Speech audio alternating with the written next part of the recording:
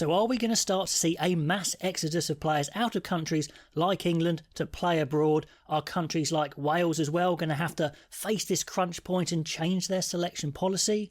For the RFU, will hybrid contracts help? And even countries like New Zealand, are they in the same boat as they consider changing selection policy as well? So the list of English qualified players that are now playing abroad is growing, and that may well get even bigger and explode next season, and we'll come to those lists at the end. And in some ways, this is a bit expected, I guess, as the English clubs face their financial crisis, 3 of them folding, so you would expect an increase in numbers abroad. But has it just sped up things that were going to happen anyway? Is this an inflection point? Now, to be fair, yeah, it's not just England facing this problem. So let's talk Wales first and the WRU, who are desperately trying to keep hold of this 25 cap rule, this Gatlin law, I don't know if he likes it being called that, with its brain-busting exceptions. The sort of law that stops Joe Hawkins from playing for Wales but allows teammates Dafydd Jenkins, Kwashiwinza to play for Wales. Just baffling stuff, really. With the Welsh regions facing playing budget cuts, I think they were going to lose players. Reports this week that Sale had been talking to Mason Grady, who is just an absolute beast of a guy. What an athlete he is. Whether he's going to be a centre or a big wing, I don't know. But Wales couldn't afford to lose a player like him. I mean, just imagine a side with Hawkins and Grady maybe in the centres. You know, it could be amazing. And just to say we're not going to pick you due to this very weird rule, I think they can't do it. They're going to have to scrap this ridiculous 25 cap rule.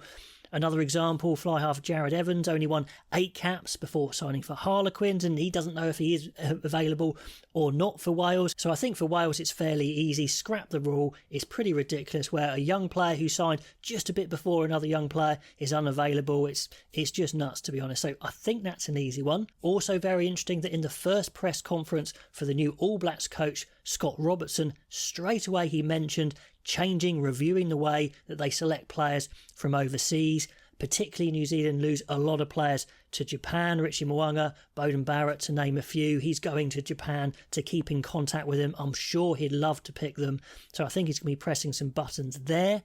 The RFU, yep, it's already changing the way it administers its club and international payments with the rollout of maybe up to 25 hybrid contracts. The eagle-eyed amongst you might have seen I put up a video about the hybrid contracts. Got a few things wrong, so I took it down. So just to clarify, the hybrid contracts, the 150,000 roughly, would be a guaranteed payment to replace the match fees. So depending how much players play, they could earn a bit more or a bit less than the match fees, but it is guaranteed, which is very, very attractive, especially if it's a 3-year guaranteed 150, 160,000 a year.